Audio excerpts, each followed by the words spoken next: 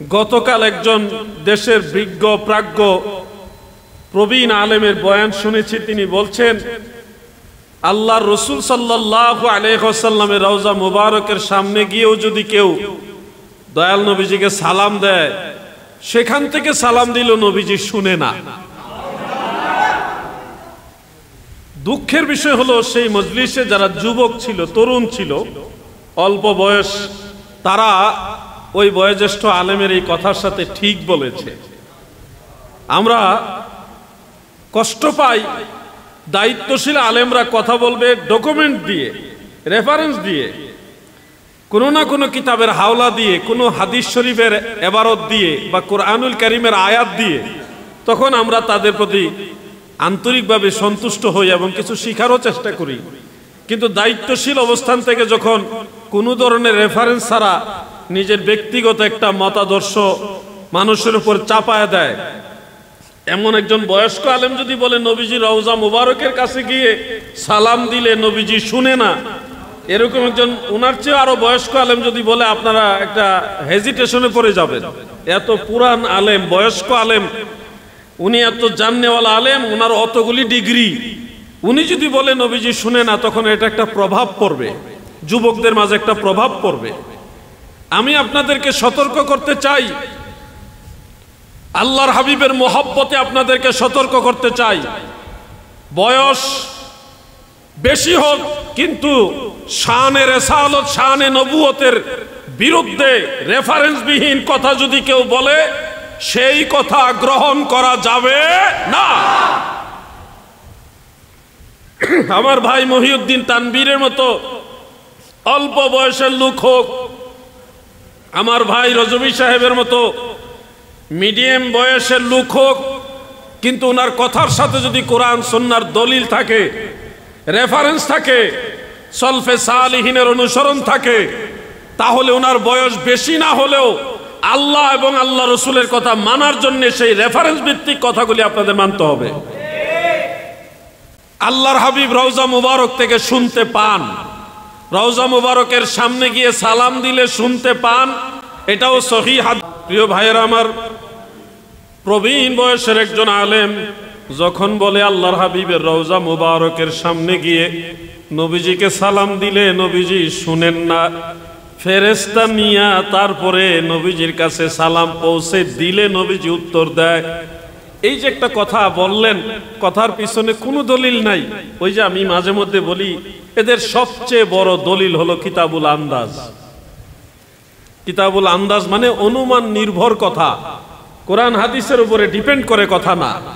ওলামায়ে কেরাম জানেন, হাফিজুল হাদিস ইমাম আবু শাইখ ইস্পাহানী রহমাতুল্লাহ আলাইহি তার কিতাবুল আজমাতের মধ্যে, কেউ কেউ আজমাত বলেন, এটাই মশহুর, কিতাবুল আজমাতের মধ্যে ইমাম আবু শাইখ ইস্পাহানী বিশুদ্ধ সনদে একটা হাদিস উল্লেখ করেছেন, যে হাদিস সম্পর্কে হাফেজ ইবনু হাজার আসকালানী রহমাতুল্লাহ আলাইহি বুখারী শরীফের সবচেয়ে প্রসিদ্ধ সরা ফাতহুল বারি শরহে বুখারী, সেখানে তিনি উল্লেখ করে, এই হাদিস শরীফ উল্লেখ করে বলেছেন, এই সনদ হলো ইসনাদুহু জাইয়্যিদ, অতি উত্তম সনদ এটা। অন্যান্য মুহাদ্দিসিনে কেরাম এই হাদিসটাকে শক্তিশালী বলেছেন, সনদকে জাইয়্যিদ বলেছেন। হাদিস হলো, নবীজি বলেন, মান সাল্লা আলাইয়া ইনদা কবরি সামি'তুহু, যারা আমি রাসূলের রওজা মুবারকের নিকটে দাঁড়িয়ে আমি রাসূলকে সালাম দিবে, আল্লাহর নবী বলেন আমি নিজে তা শুনি। সুবহানাল্লাহ বলেন, সুবহানাল্লাহ বলেন।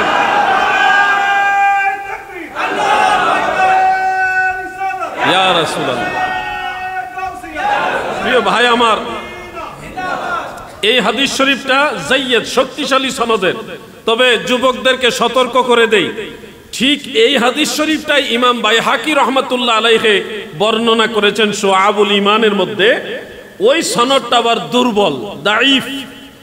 যখন দেখবেন এই গুস্তাখে রাসূলরা নবীজির দুরূদ শরীফ শোনা না শোনা ব্যাপারে আলোচনা করে, তখন তারা এই সহিহ হাদিসের তথ্যটা আপনাদের দিবে না। দিবে কোনটা? ওই যেই সনদটা দাঈফ, দুর্বল, ওইটার কথা। অথচ একই হাদিস সহিহ সনদেও আছে, দাঈফ সনদেও আছে। তাহলে এটা হলো কুটিলতা, নবীর প্রতি বিদ্বেষ, না হয় তারা সহিহ হাদিস থাকতে এটা মানুষের সামনে কোট না করে দুর্বল হাদিসটা মানুষের সামনে কোট করছে। এর পিছনেতে বোঝা যায় তারা নবীজির সম্মান পছন্দ করে না। যুক্তি দেওয়া হয় যে একটা ভিডিও রেকর্ড করা হলো, এই রেকর্ডটা টেলিভিশনের মধ্যে প্রচার হচ্ছে। এখন ধরেন আমার ভিডিও রেকর্ড করা হয়েছে, এটা আবার আমার অনুপস্থিতিতেই টেলিভিশনে প্রচার হচ্ছে। আমি তো আর সেই টিভির ভিতরে নাই, টিভির ভিতরে তো প্রচার হচ্ছে, আমাকে ফুললি দেখা যাচ্ছে, কিন্তু আমি তো আর টিভির ভিতরে নাই। তার মানে বোঝা যাচ্ছে নবীজি আমাদের কবরে আসবে, দেখা দিবে, এটা সঠিক না। কবরে নবীর ছবি দেখাবে, নবীজি নিজেও জানে না নবীজিকে যে দেখাইতেছে। নাউজুবিল্লাহ বলেন। টেলিভিশনের যুক্তিটা এখানে গেল কেন? লাইভ ইমুতে, হোয়াটসঅ্যাপে বাংলাদেশে বসে লন্ডন, আমেরিকা, কানাডা, ইটালি, ফ্রান্সে, সারা ওয়ার্ল্ডে এখান থেকে বসে আপনি যে পৃথিবীর ওই প্রান্তের মানুষটাকে এখনই দেখছেন বা আপনাকে দেখছে, এই যে লাইভ চলতেছে বিভিন্ন চ্যানেলের মধ্যে, আমাকে দেশের মানুষরাও দেখছে, দেশের বাহিরের মানুষরাও দেখছে। এই যে দেখা দেখিটা, এটা কিন্তু এমন একটা দেখা দেখি যে লাইভ মানে কি হুবহু এখন দেখতেছেন, এটা কোনো অনুপস্থিত ভিডিও বার্তা না, এটা পাস্ট হয়ে গেছে এরকম না, এটা প্রেজেন্ট, বর্তমান চলতেছে। তা আমার দয়াল নবীজির ক্ষেত্রে টেলিভিশনের রেকর্ডের দিকে উদাহরণটা গেল। ইমো, হোয়াটসঅ্যাপে বিভিন্ন মাধ্যমে অথবা স্যাটেলাইটের মাধ্যমে যে এট এ টাইম রানিং দেখা যায়, ওইটা কিন্তু আমার উদাহরণে আসলো না। এ থেকে বোঝা গেল ওই লোকের উদাহরণের ভিতরে নবীর প্রতি বিদ্বেষ আছে। মেশকাত শরীফের হাসিয়া আছে, হাসিয়া মানে টিকা, সাইড নোট। আমাদের ভাইয়েরা পাদটিকা, পার্শ্বটিকা বিভিন্ন ভাবে এটার নামকরণ করা হয়। এই মেশকাত শরীফের হাসিয়ার মধ্যে স্পষ্ট লেখা রয়েছে, যখন প্রশ্ন করা হয় হাদিস শরীফ, সেখানে হাদিসটা হলো 3 নম্বর প্রশ্নটা, মা কুনতা তাকুলু ফি হাযার রাজুল। এইটার ব্যাখ্যায় লিখতেছে মুহাদ্দিসিনে কেরাম যে ওয়ায়াকশিফু লিল মাইয়িতি হাত্তা ইয়ারা আন-নবী সাল্লাল্লাহু আলাইহি ওয়াসাল্লাম, মাইয়িতের অন্তরের চক্ষু, এই চোখের পর্দা এটা সরায় দিবে, আর সে সরাসরি আল্লাহর রাসূলকেই দেখবে। সুবহানাল্লাহ বলেন। আমার ওই ভাই যিনি বলছেন নবীজি কবরে আসেন না, ছবি দেখায়, নবীর ছবি দেখায়, নবীজি আসেন না, নবী জানেও না, নবীজির ছবি দেখাচ্ছে কবরে, নবীজি জানেও না, এই কথা যিনি বলছে উনি কিন্তু এই কিতাবটা পড়েই এত বড় আলেম হয়েছেন, কিন্তু নবীর শান বলার ক্ষেত্রে এই কিতাবের কথা উনি বেমালুম ভুলে গেছেন। কিতাবের কথা নবীর শানের ব্যাপার আসে না, আসে ওনার যুক্তি ছবি, নবীর ছবি দেখাবে। আপনারা বলেন আল্লাহ রসুলের কোনো ছবি আছে? ইসলাম ধর্মে বিনা প্রয়োজনে ছবি তোলা জায়েজ আছে? তাহলে যেখানে ছবি তোলাই নিষেধ সেখানে আল্লাহর হাবিবের ছবি থাকবে, এটাও তো নবীর সাথে বেয়াদবি, ঠিক কিনা বলেন? প্রিয় ভাই আমার, বন্ধুরা আমার দয়াল নবীজির রওজা মুবারকের কাছে গিয়ে সালাম দিলে মায়ার নবী শুনতে পায়, এটাও সহিহ হাদিসে যেমনি ভাবে আছে। বাংলাদেশের এই চট্টগ্রামের বোয়ালখালী থেকে আপনি যদি নীরবে নিবৃত্তে একাকী, আপনি যদি ঘরের মধ্যে, আপনার ঘর ভাঙ্গা ঘর হোক, সেখানে বসেও যদি আল্লাহর হাবিবকে মায়া মোহাব্বতের সাথে সালাম দেন, ওই সালামটাও আমার দয়াল নবী শুনতে পায়।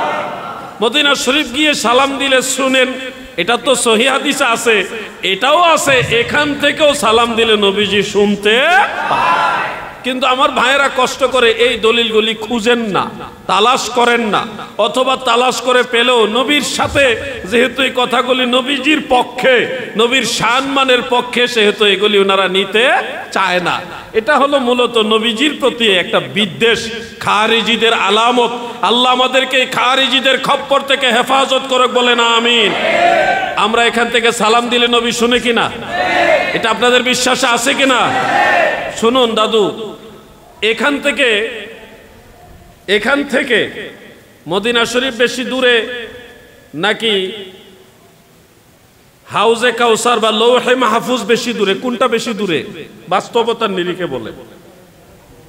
লৌহে মাহফুজ দূরে না, মদিনা শরীফ তো আপনি প্লেন দিয়ে যাইতে পারবেন বা কোনো মাধ্যমে যাইতে পারবেন, লৌহে মাহফুজে যাওয়ার কায়দা আছে? মদিনা শরীফ থেকে আপনার বোয়ালখালী কাছে, কিন্তু হাউজে কাউসার দূরে। বুখারী মুসলিমের হাদিস, মিশকাত শরীফে আছে, আল্লাহর হাবিব বলেন মদিনার মসজিদে নববী শরীফে দাঁড়িয়ে প্রিয় নবীজি বলেন আমি এখান থেকে হাউজে কাউসার দেখি। সুবহানাল্লাহ বলে। যিনি হাউজে কাউসার দেখেন জমিনে দাঁড়িয়ে, তিনি বাংলাদেশের বোয়ালখালী দেখে না, তিনি উম্মতের কবরে উম্মতকে দেখে না। এটা কি যৌক্তিক না অযৌক্তিক? বাস্তব কথাগুলি বুঝে নিবেন দাদু ভাই আমার। এই যে আল্লাহর ওলি হযরতে কাজী সগীর শাহ রহমাতুল্লাহ আলাইহি, আল্লাহর ওলিদের সম্পর্কে আপনাদের একটা বিশ্বাস অন্তরের মধ্যে রাখতে হবে, যারা সত্যিকারের আল্লাহর ওলি তাদের সম্পর্কে। অনেক ভণ্ড পীর আছে, আমার আলোচনাগুলি তাদের ব্যাপারে না, আমার আলোচনাগুলি যারা সঠিক আল্লাহর বন্ধু, সত্যিকার অর্থে যাদের সাথে আল্লাহর সম্পর্ক, বেলায়েতের সম্পর্ক, সেই আল্লাহর ওলিদের সম্পর্কে আপনাদের বলি। শুনুন দাদু, বাস্তবে হয়তো আপনারা এটা টের পেয়েও থাকতে পারেন, আল্লাহর ওলিরা ইন্তেকাল করার পরেও সে ইল্লিয়িন থেকে জমিনে আসা যাওয়া করতে পারে। বলবেন এটা কি আমি নিজের গায়ের জোরে বললাম নাকি বাস্তবে দলিলের জোরে বললাম? আমি আপনাকে দলিল সহকারে শুনিয়ে দিচ্ছি। আল্লাহর ওলি যারা সত্যিকারের মুমিনে কামিল যারা, তারা ইন্তেকাল করার পরে তাদের রুহুটা চলে যায় মালাইল আ'লা, সর্বোচ্চ জগতে ইল্লিয়িনের মধ্যে। সে ইল্লিয়িন থেকে ওনারা জমিনে আসেন, এটা আমার কথা নয়, এটা প্রিয় নবীজির কথা। যেই দলিলটা কোট করেছেন হাফিজুল হাদিস ইমাম ইবনু আব্দুল বার রহমাতুল্লাহ আলাইহির আল ইস্তিসকার সেই কিতাবের মধ্যে। এছাড়াও আত-তামহিদের মধ্যে হাদিসটা রয়েছে, আরো বেশ অনেকগুলো কিতাব। একটা কিতাবের নাম ইমাম ইবনু রজব হাম্বলি রহমাতুল্লাহ আলাইহির আহওয়ালুল কুবুর, সেই কিতাবের মধ্যে হাদিসটা আছে। আরো অনেক কিতাবে, আমি কিতাবের নাম বলা মূল মাকসাদ না, দুই একটা কিতাবের রেফারেন্স দিয়ে আপনাদের বললাম। আল্লাহর হাবিব বলেছেন, আন আবি হুরায়রা রাদিয়াল্লাহু তাআলা আনহু ক্বালা ক্বালা রাসূলুল্লাহ সাল্লাল্লাহু আলাইহি ওয়াসাল্লাম ইন্না আরওয়াহাল মুমিনিনা মুরসালাতুন তাযহাবু হাইসু শাআত। সুবহানাল্লাহ। হযরত আবু হুরায়রা রাদিয়াল্লাহু তাআলা আনহু থেকে বর্ণিত, তিনি বলেন আল্লাহর হাবিব বলেন, উম্মতেরা গো,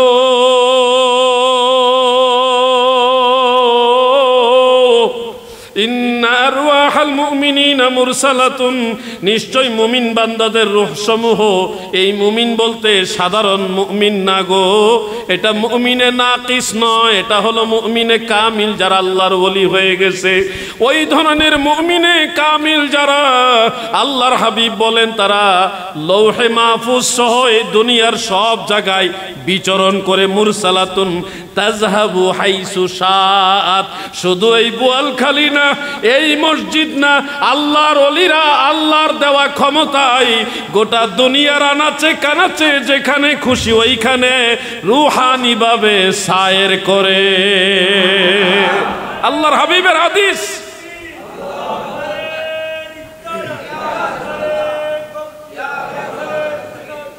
প্রিয় ভাইরা, এটা প্রিয় নবীজির হাদিস শরীফ। আমি জাস্ট একটা মতন আপনাদের পরে শোনালাম, এর সাথে আরো শাওয়াহিদ হিসেবে বহু হাদিস আছে এই একই বিষয়ে। শুধু আপনাদেরকে বলছি যে আল্লাহর ওলি যারা হয় তারা কিন্তু জমিনে সায়ের করে।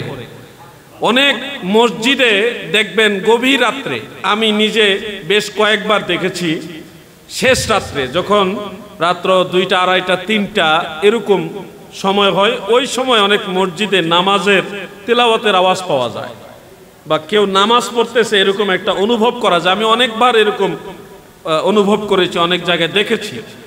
এখন আমি আলোচনা শুরু করার আগে ভাইজান যেটা বলছেন রজবী সাহেব, তিনার কথার সাথে আমার বাস্তব জীবনের অভিজ্ঞতাটা মিলে গেছে। অনেক মসজিদে আমি দেখেছি কারা যেন কোরআন শরীফ পড়তেছে, নামাজ পড়তেছে, এটা আমি অনেকবার দেখেছি। এটা কিভাবে সম্ভব? শুনুন, জিন জাতিরা এমন একটা জাতি যারা আমরা দুনিয়াতে আসার আগে দুনিয়াতে এসেছিল। জিন মানব জাতির আগে দুনিয়াতে বিচরণ করেছে। ইমামে আহলে সুন্নাহ আজিমুল বারাকাত আহমদ রেজা খান ফাজিল বেরলভী রাদিয়াল্লাহু আনহু আলা হযরত, তিনি মিশরের গিজা পিরামিড সম্পর্কে একটা তথ্য দিয়েছেন। সে পিরামিডের পাথরগুলো এক একটা 40 টনের মতো ওজন আছে। 40 টন, 40 মণ নয়, 40 টন, যেটা জমিন থেকে উপরে ক্যারি করার জন্য বড় মাপের লাগবে, কি বলে এটা, ক্রেন লাগবে। এটা নরমালি ক্রেন দিয়ে হবে না। তো এগুলি কারা একটা পাথরের উপর আরেকটা, আরেকটা পাথরের উপর আরেকটা কারা উঠালো?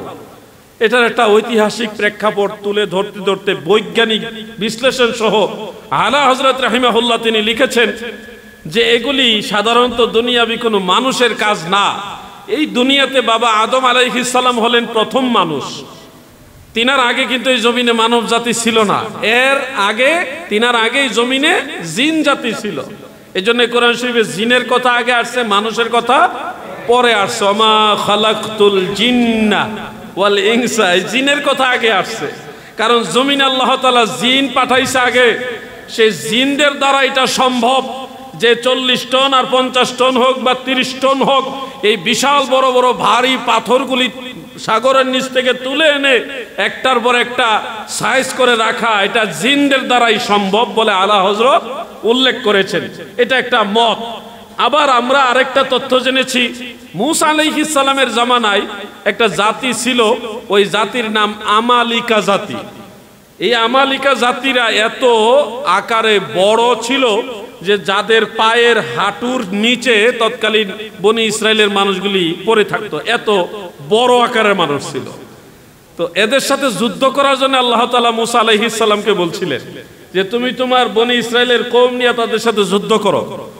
যুদ্ধ করার জন্য যখন প্রস্তুতি নিলেন, বনি ইসরায়েলেরা তারা তো খুব চালাক মানুষ, তারা বলল যুদ্ধ করার আগে শত্রুদের সম্পর্কে গোয়েন্দা তথ্য নিয়ে জানা উচিত, আমাদের পক্ষ থেকে গোয়েন্দা পাঠান। গোয়েন্দা পাঠানোর পরে গিয়ে দেখে এরা এত বড় সাইজের মানুষ, যাদের সাথে যুদ্ধ তো দূরের কথা, তাদের হাঁটুর কাছাকাছিও তারা পুরাপুরি লম্বায় যায় না। বনি ইসরায়েলের কাছে যখন এই তথ্য আসছে, তখন তারা কয় আমরা এই যুদ্ধ করতে পারবো না, আপনি আর আপনার খোদা আল্লাহ তাআলা গিয়ে যুদ্ধ করে এলাকা জয় করে দেন, আমরা গিয়ে বসবাস করব। সরকারি পাইয়া সরকারি খাইয়া তাদের তো অভ্যাস হয়ে গেছে।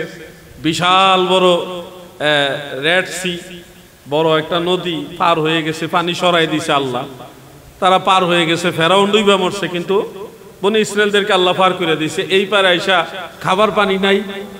মূসা নবী তোমার কথায় এলাকা ছাইরা, ফেরাউনের এলাকা ছাইরা, মিশর ছাইরা চলে আসলাম এদিকে, এখন তো পানির পিপাসা লাগছে, পানি খাওয়াও। লবণাক্ত পানি, সাগরের পানি তো খাওয়া যাবে না, কি করা যায়? এখন মূসা আলাইহিস সালাম হাতের লাঠি দিয়ে এইভাবে গুতা দিলেন, মাটির নিচ থেকে সাগরের কিনারে মিষ্টি পানি উঠতেছে, সরকারি পানির মতো আর কি, মানে আল্লাহ তাআলার দেওয়া পানি খাইলো।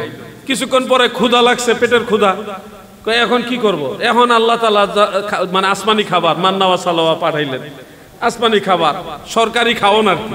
খাইতে খাইতে তারা তো মনে করেন সব ফ্রি পাইয়া অভ্যাস হয়ে গেছে, ফ্রি পাইয়া অভ্যাস। এখন আল্লাহ যখন বলছে যুদ্ধ করো, যুদ্ধ করতে প্রথম রাজি, কিন্তু যখন দেখছে সাইজ এত বড়, যুদ্ধ করা সম্ভব না, তখন কয় যে আমরা যুদ্ধ করতে পারবো না, আপনি আর আপনার আল্লাহ গিয়ে যুদ্ধ করে এলাকা ক্লিয়ার করে দেন, আমরা গিয়ে বসবাস করব। কি সরকারি দাবি, চিন্তা করছেন? এত বড় মানুষের সাথে যুদ্ধ করা সম্ভব না, ওনারা যুদ্ধ করতে রাজি হইল না। তো জানা যাচ্ছে একটা তথ্য মোতাবেক আমালিকা জাতিরা যেহেতু আকারে বৃহৎ আকার ছিল, ওই তারা এই একটা পাথর উপর একটা রেখে তৎকালীন সময়ে এইগুলি করেছে, এটা একটা মত। তা আল্লাহু আলাম, আল্লাহ তাআলাই সবচেয়ে ভালো জানে। কারণ পৃথিবীতে এখনো 7টা জিনিস আছে যেগুলির কোনো বৈজ্ঞানিক ব্যাখ্যা এখনো পাওয়া যায়নি, যার মধ্যে একটা হলো মিশরের গিজা পিরামিড। তা আমি আপনাদেরকে এই তথ্যগুলি হঠাৎ করে নিয়ে আসলাম জিনের কথা নিয়ে। জিন, এই জিন জাতি তারা হলো আগুনের তৈরি একটা জিন। দেখেন আপনি, তারা চাইলে মুহূর্তের মধ্যে পৃথিবীর এক প্রান্ত থেকে আরেক প্রান্তে যাইতে পারে, এই ক্ষমতা আল্লাহ তাদেরকে দিয়ে রাখছে। এবং কোরআন শরীফের মধ্যে এটার ঘটনাও আছে, সূরা নমলের মধ্যে। এগুলি আপনারা জানেন, আমি বারবার বলে সময় নষ্ট করতে চাচ্ছি না। ইফরিত জিনের কথা কোরআন শরীফে আছে। তো এই যে একটা পাওয়ার, জিন জাতি যদি মুহূর্তের মধ্যে অথবা অল্প সময়ের মধ্যে এক প্রান্ত থেকে আরেক প্রান্তে যাওয়ার মতো ক্যাপাসিটি পাওয়ার রাখে, আপনাদের বিবেকে কি বলে আল্লাহর ওলিদের পাওয়ার কি জিনের চেয়ে কম না বেশি? নিঃসন্দেহে বেশি, এখানে কোনো সন্দেহ রাখা যাবে না।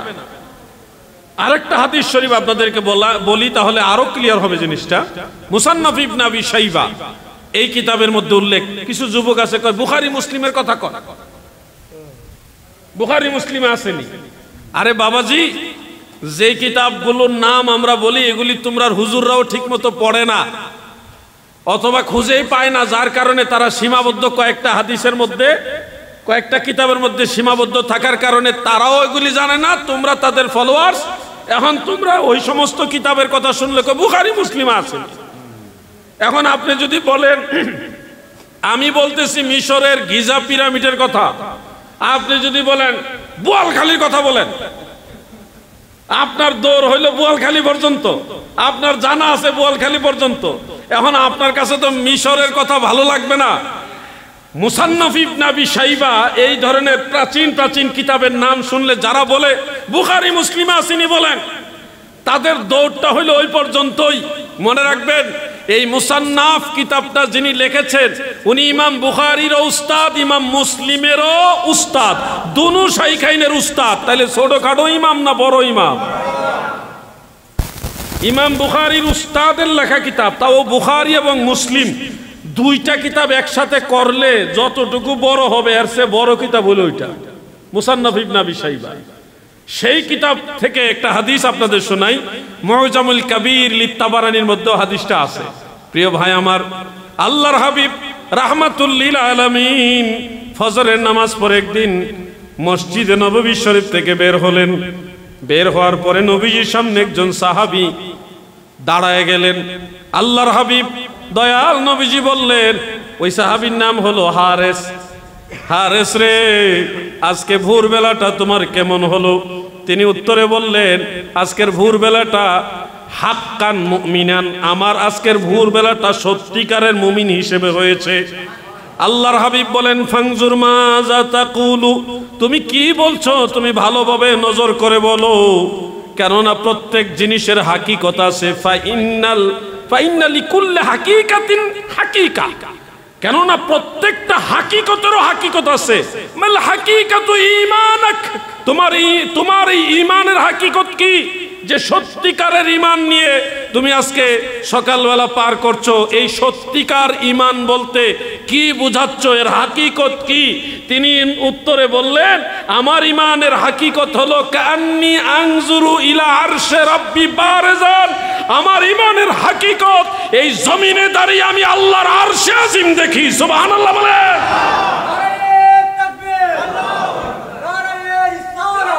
এখন যুবক ভাইরা, এগুলি কোনো মুহাদ্দিসের কথা নয়, এগুলি কোনো ফকি মুস্তাহিদেরও কথা নয়, এটা সরাসরি হাদিস এবং সনদের বিবেচনা এগুলি শক্তিশালী সনদের হাদিস। সেখান থেকে আপনি দেখেন নবীজি রাসূল করিম সাল্লাল্লাহু আলাইহি ওয়াসাল্লাম তো অনেক ঊর্ধ্বের কথা, তুলনাই দেওয়া যাবে না। আল্লাহর নবীর উম্মতের মধ্যে যারা সাহাবী ছিলেন তাদের ঈমানের পাওয়ার কত, তারা জমিনে দাঁড়িয়ে আরশে আজিম পর্যন্ত দেখেন। আর আমরা যদি এখন বড় মুরব্বী শায়েখের কাছে শুনি যে আল্লাহর নবী নিজেই কবরে, উম্মতের কবরে কি হয় না হয় জানে না, তাহলে এটা কি মেনে নেওয়া যাবে? এগুলি নবীর দুশমন, কখনোই তাদের জবান থেকে নবীর প্রশংসা আসবে না। যত দেখবেন তারা কোরআন শরীফ সবগুলি সূরা আয়াত পারা তন্ন তন্ন করে পড়বে আর খুঁজবে কোন জায়গায় আছে নবী জানে না, কোন জায়গায় আছে নবীজি আমাদের মতোই, কোন জায়গায় আছে নবীজি পারে না, কোন জায়গায় আছে নবীজি পারবে না, এগুলি তারা কোরআন থেকে খুঁজে খুঁজে বের করার চেষ্টা করে। আর সুন্নিরা যখন কোরআন পড়ে তখন সব সূরা আয়াত পারা সব পড়ে আর খুঁজে কোথায় আছে আমার নবী শাফাআতকারী, কোথায় আছে আমার নবী তারানেওয়ালা, কোথায় আছে আমার নবী জানে, কোথায় আছে আমার নবী পারে। নবীর প্রেমিকরা নবীর শান কোরআন থেকে খোঁজে, ঠিক কিনা বলে?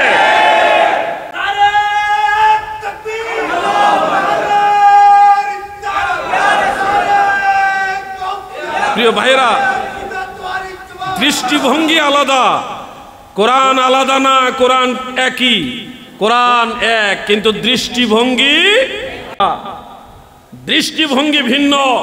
নবীর প্রেমিকদের দলিল লাগে না, যার কারণে বিনা দলিলই তারা নবীকে ভালোবাসে, কিন্তু দলিল যখন খুঁজে তারা নবীর সম্মান খুঁজে।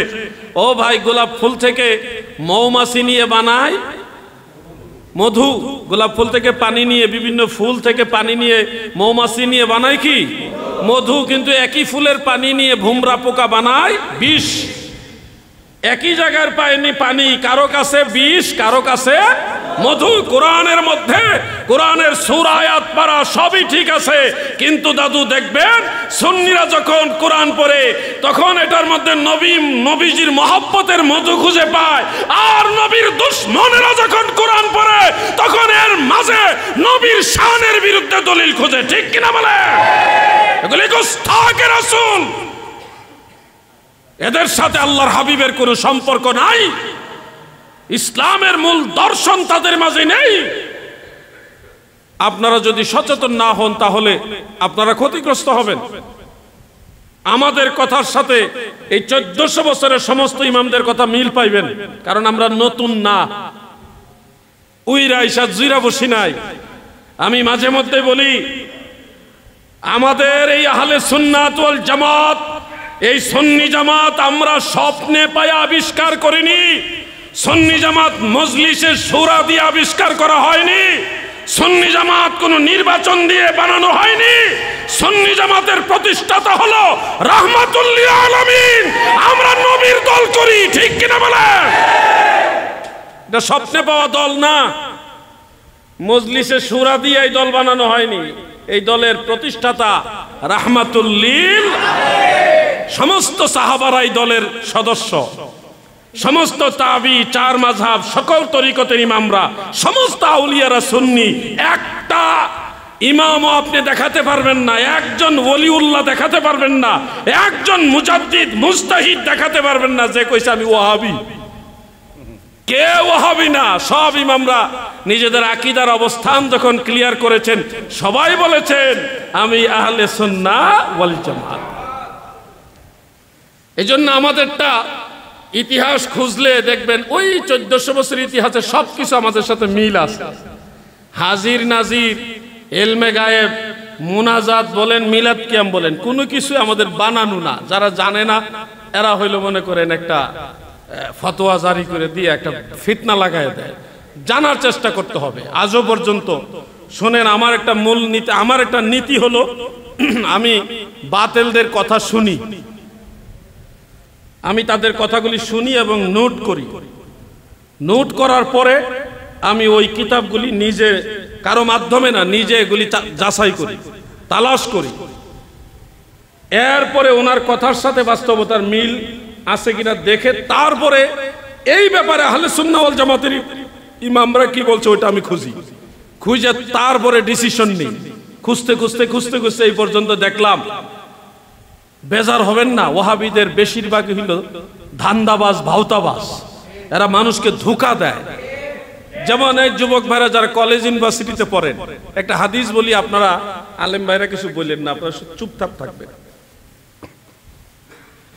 যখন ভার্সিটিতে যাবেন বা কলেজে যাবেন অথবা স্কুলেই যান, যখন বলবেন উতলুবুল ইলমা ওয়ালাউ বিসিন অথবা ওয়ালাউ কানা বিসিন, দুই ভাবেই আছে। জ্ঞান অন্বেষণের জন্য প্রয়োজনে চীন দেশে যাও, এই কথাটা যখন আপনি বলবেন না, দেখবেন তারা বলবে এটা জাল হাদিস। ট্রাই করে দেখবেন, আপনি বলার শেষ করার আগেই উনি বলে দিবে এটা জাল হাদিস। এবং উনি এটাকে জাল হাদিস বানাইবে কোনো রেফারেন্স দিয়া না, কিতাবুল আন্দাজ দিয়া। আমি আজকে আপনাদেরকে তথ্যটা সহযোগিতা হিসেবে দিয়ে রাখি, এটা জাল হাদিস নয়, এটা আল হাদিস। কিভাবে আল হাদিস? প্রথমত হাফিজুল হাদিস ইমাম আবু বকর বাইহাকি রহমাতুল্লাহ আলাইহির শুআবুল ঈমানের মধ্যে হযরত আনাস ইবনে মালিক রাদিয়াল্লাহু আনহু থেকে একাধিক সূত্রে এটা বর্ণিত রয়েছে। এরপরে হাফিজুল হাদিস ইমাম আবু আহমদ ইবনু আদি রহমাতুল্লাহ আলাইহির আল কামিল ফি দুআফাইর রিজাল, সেই কিতাবের মধ্যে এই একই হাদিস আরেকজন সাহাবী হযরত আবু হুরায়রা থেকে বর্ণিত আছে, যেখানে প্রিয় নবীজি বলেছেন উতলুবুল ইলমা ওয়ালাউ বিসিন আও ওয়ালাউ কানা বিসিন, জ্ঞান অন্বেষণ করো যদিও চীন দেশে যেতে হয়। আল্লাহর রসুলের জবানে চীন দেশের নাম আসছে।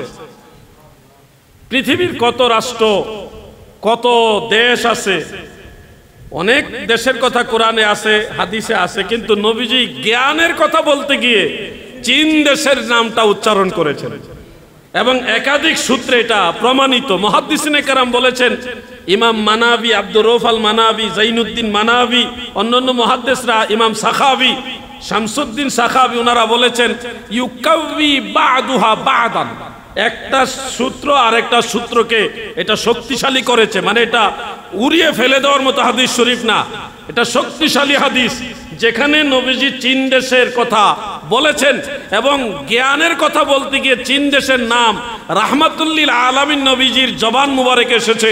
তার বাস্তবতা টের পাচ্ছেন না? সারা ওয়ার্ল্ডের মধ্যে এই জ্ঞানে, বিজ্ঞানে, আধুনিকতায়, আবিষ্কারে, মোটামুটি এই সমস্ত বিষয়ে চীন দেশের অবস্থান সবার শীর্ষে না? কি কথা বলেন না, শীর্ষে কিনা? আমেরিকার আইফোন তারা বিক্রি করে কত? আইফোন কিনছেন না? হ্যাঁ, 15, 16 কিনছেন না? কত দিয়ে কিনছেন?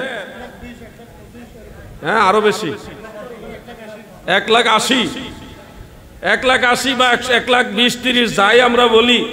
আপনি জানেন সেই আমেরিকার আইফোন চীন দেশ হুবহু, একটু এদিক সেদিক নাই, হুবহু বানায় আমরা 12,000 টাকা দিয়ে দিব। কোথায় 1,80,000 আর কোথায় মাত্র 12,000, একেবারে চুল পরিমাণও বেশ কম নাই। তাহলে জ্ঞান বিজ্ঞানে তারা এত শীর্ষে কেন? ওই শীর্ষের মূল হাকিকতটা হলো নবীজির জবান মুবারকে এই নামটা আসছে। নবীজির জবান মুবারকের বরকতে আল্লাহ তাদের জ্ঞান আরো বাড়ায় দিচ্ছে। তো এই জন্য চীন দেশে যে একেবারে আমরা জ্ঞান অন্বেষণ করতে হলে যেতে হবে তা না, এটা একটা উপমা, উদাহরণ, যে তোমরা প্রয়োজনে নিজের দেশ ছেড়েও যদি অন্য কোনো দেশে যেতে হয়, চীন দেশে হোক আর যে কোনো দেশে যদি জ্ঞান আহরণের জন্য যেতে চাও তাহলে যাবে। এটা নবীজি উৎসাহের জন্য এইভাবে বলেছে। চীন দেশের নাম নবীজি বলার কারণে চীন দেশের দাম বেড়ে গেছে। এটা নবীজির জবান মুবারকের বরকত। আল্লাহ কবুল করুক, বলেন আমিন।